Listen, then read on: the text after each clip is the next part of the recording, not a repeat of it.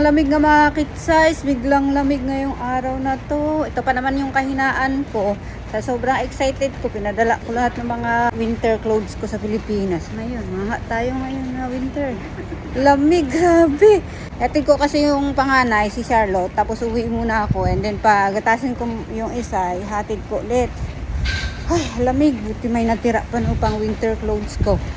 Sobrang excited ba naman umuwi. Lahat ng mga damit na pang winter pinadala ko. Next year pa pala uwi ko, guy. Ay, bili na naman tayo nito. Grabe, nangangatog mga tuhod ba. Biglang lumamig ngayon. Ay, lamig. Wala pa naman kaya kapag uwi. Yung lambing yung hinahanap mo, lamig ang dumating. Agoy. Oh, lamig. Tara. Ba't wala kang jacket?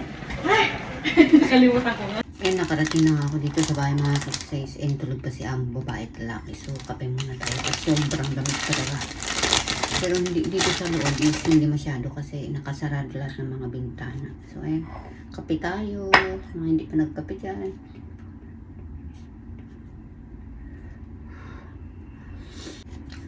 Grabe talaga sa labas.